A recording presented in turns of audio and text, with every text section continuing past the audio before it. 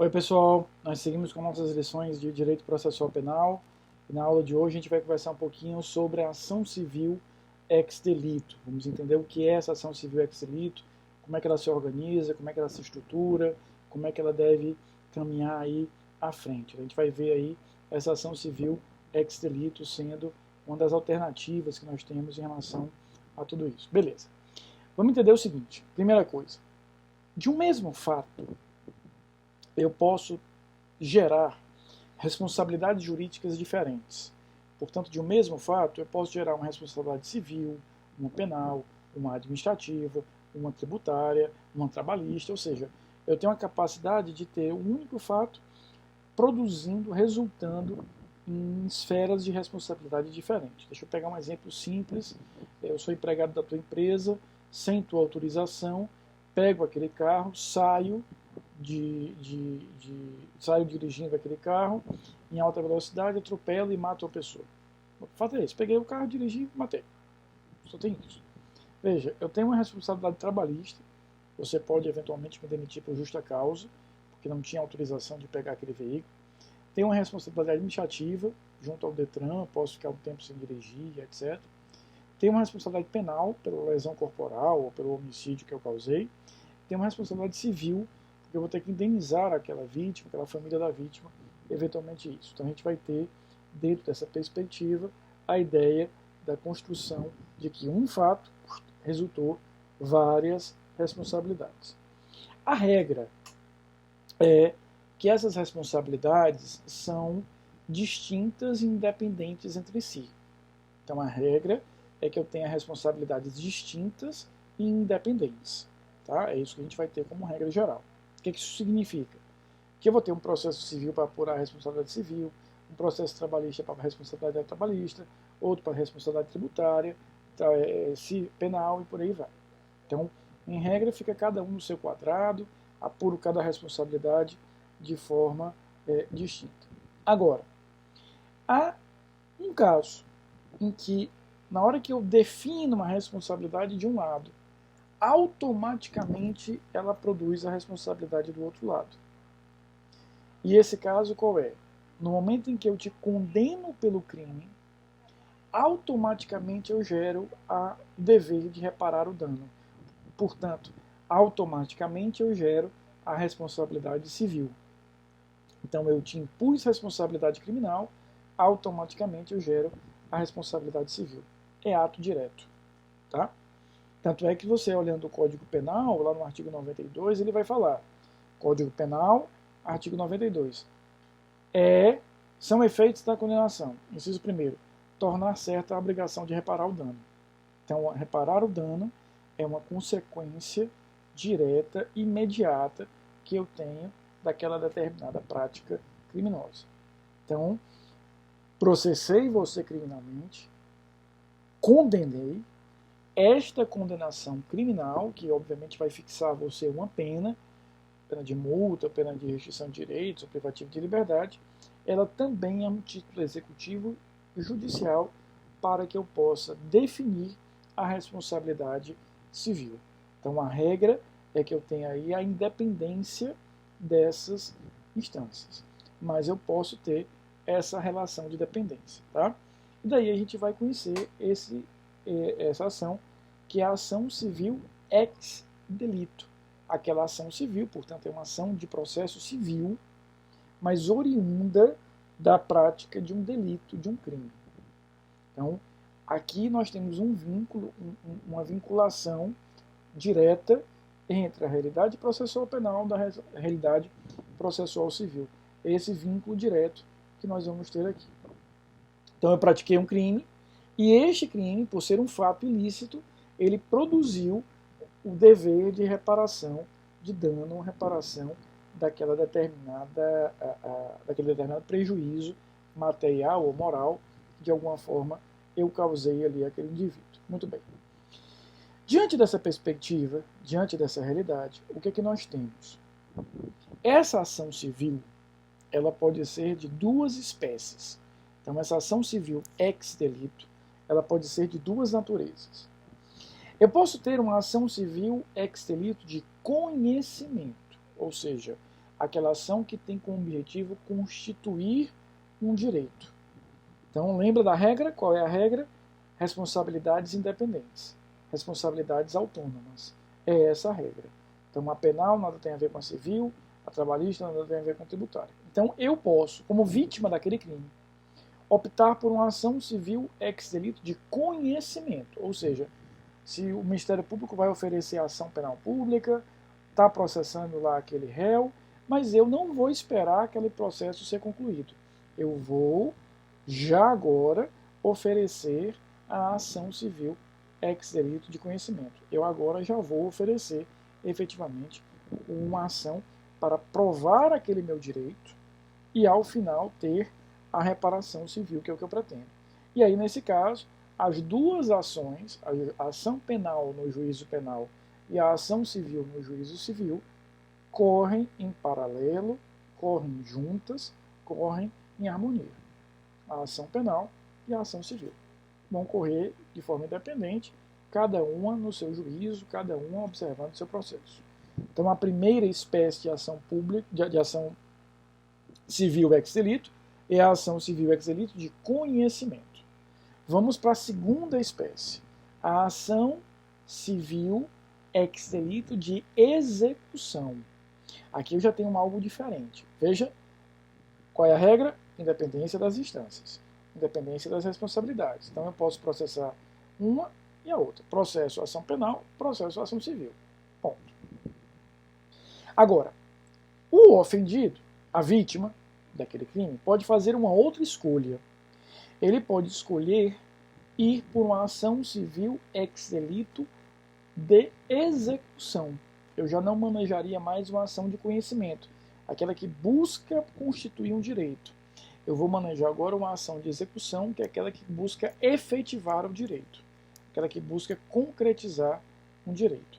Então é dentro dessa perspectiva que a gente vai ter essa segunda espécie. E como é que acontece aqui? Eu, vítima, espero o processo penal se desenvolver, espero aquele réu ser condenado, espero vir a sentença condenatória. Essa sentença condenatória, nos termos lá do artigo 387, inciso 4º do Código de Processo Penal, artigo 387, inciso 4º do Código de Processo Penal, ele diz que o juiz, na sentença condenatória criminal, portanto, o juízo criminal, vai, além de fundamentar e fixar a pena, fixar, diz o inciso 4º, o valor mínimo a título de reparação de danos, quer morais, quer materiais. Então, a sentença penal passou a ser, essa redação foi dada ao Código em 2008, um título executivo judicial parcialmente líquido. Então, o que é que eu faço? Espero o processo penal acontecer, espero a condenação, pego aquela sentença condenatória e eu só a executo no juízo civil. No juízo civil, no processo civil, na ação civil, eu já não preciso mais provar que eu tenho direito. O direito já tenho e quem disse isso foi o juízo criminal. Eu só vou executar. Daí porque a gente vai falar de ação civil ex delito de execução, para implementar aquele valor que eu tenho direito como indenização. Tá certo? Então veja, o que é que eu tenho?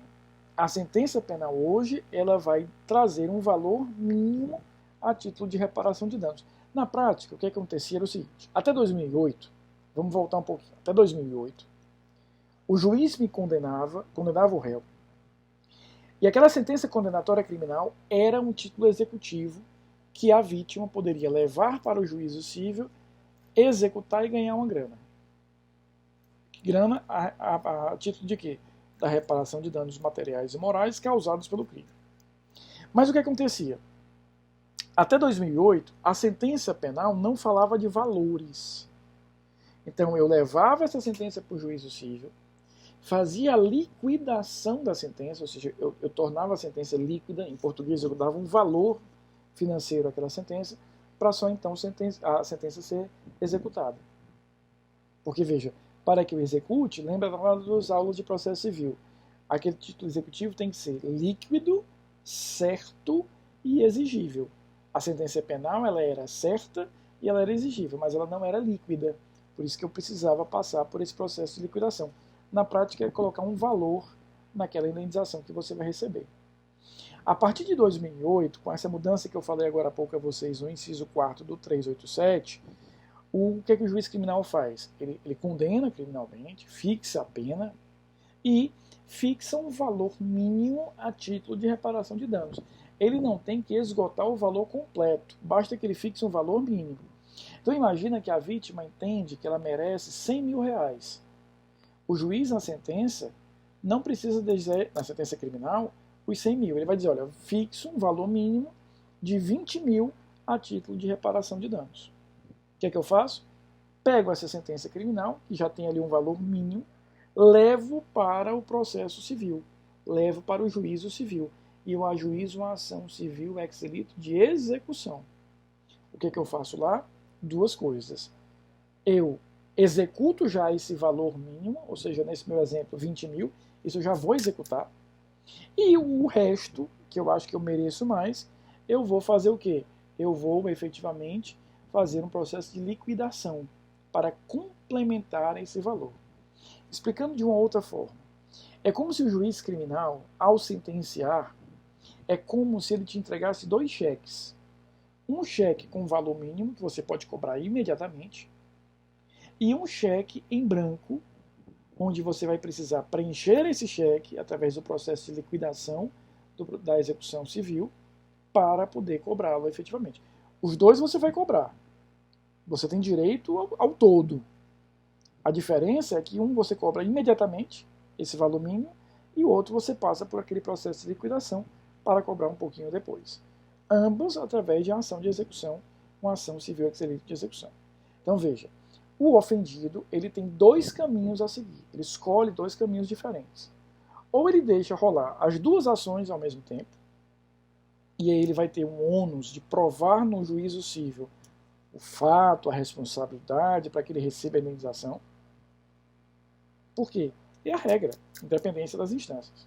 Ou ele deixa a ação penal caminhar, espera a sentença e depois ele tem menos trabalho. Ele pega só aquela sentença executória, aquela sentença condenatória penal e a executa. E a executa efetivamente. Daí porque, no primeiro caso, eu vou falar de ação civil ex delito de conhecimento e, no segundo caso, uma ação civil ex delito de execução. Tem esses dois casos. Uma questão interessante. O juiz criminal poderá desenvolver livremente o processo. Ponto. Mas, no caso do juízo civil, se o ofendido tiver optado por uma ação civil ex delito de conhecimento, portanto, o que é ação civil ex delito de conhecimento? De novo, a ação penal está correndo no juízo penal e eu resolvo ter uma ação civil aqui no juízo civil. Se eu optar por isso, eu terei a possibilidade de ter o seguinte no meu processo. O juiz civil, que está, veja só, tem um juiz criminal processando o crime. Tem um juiz civil processando o mesmo fato, mas sob o olhar do direito civil.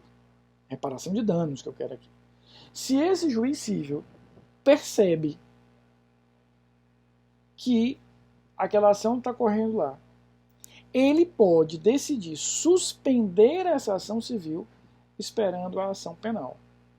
Então, é dado ao juízo civil o direito de, ao perceber que eu tenho uma ação civil e uma ação penal sobre o mesmo fato, esperar a sentença penal para decidir aqui. Então, ele pode suspender o processo civil enquanto termina o processo penal. Então, vamos lá. O ofendido tem duas possibilidades. Ou ele oferece as duas ações, e elas vão correr em paralelo, ou ele deixa rolar a ação penal e depois só faz executar numa ação civil ex delito de execução. Agora, se ele opta por ingressar com a ação de conhecimento, ou seja, as duas em paralelo, isso não é garantia de que essa aqui vai caminhar, porque o juiz pode entender que é melhor não caminhar com essa enquanto é processada a ação penal. E aí não tem o que fazer, tem que esperar realmente isso. Então veja, a ação civil ex delito é uma ação de processo civil onde eu vou efetivar, cobrar aquela indenização pela prática do crime que você praticou, que você realizou. É isso que a gente vai definir como ação civil ex delito. E aí a gente pode concluir o seguinte: a responsabilidade penal sempre gera a responsabilidade civil. Na hora que eu te condeno no crime, eu também estou te condenando no civil. É só uma questão de liquidar e saber quanto é essa condenação. Tá? Só para finalizar, ainda aproveitando essa temática dessa relação penal-civil, eu quero que vocês tenham claro na cabeça o seguinte: sempre que eu condeno no crime, eu condeno no civil. Sempre. Mas nem sempre que eu absolvo no crime, eu absolvo no civil. A absolvição no crime ela pode vir porque o juiz tem certeza de algumas coisas ou porque ele tem dúvida. Se o juiz, preste atenção, te absolveu porque ele tem certeza que o fato não existiu. Ele tem certeza que você não colaborou para o fato, ou seja, você não é autor, nem coautor, nem partícipe. Ou você agiu por um excludente de ilicitude. O juiz está convencido de que você agiu por legítima defesa, estado de necessidade, etc. Nesses três casos, ele está convencido que o fato não existiu, ele está convencido de que você não é autor, nem coautor, nem partícipe, e ele está convencido de que houve um excludente de ilicitude. Nesses três casos, a absolvição criminal faz a absolvição civil. Eu, quando te absolvo no crime, te absolvo no civil. Então, se o juiz está te absolvendo no crime, porque ele tem certeza de um desses três elementos, eu ganho a absolvição no civil. Então, se a ação civil está correndo, ela vai morrer ali, porque eu fui absolvido no crime. Agora, se o juiz te absolveu com dúvidas, a ação civil pode continuar. Então, resumindo tudo que a gente viu nessa nossa aula. Quando eu condeno no crime, eu condeno no civil. Agora, quando eu absolvo no crime, não necessariamente eu absolvo no civil. Vai depender do fundamento da absolvição. Nesses três casos, certeza de que não houve o fato, certeza de que você não é autor e a certeza de que não houve, a certeza de que não houve o fato, a certeza de que você não é autor nem coautor e a certeza de um excludente de ilicitude, eu te absolvo também no civil. Senão, a responsabilidade é independente, deixa rolar o processo civil. Tá bom? Então essa é a ação civil ex delito.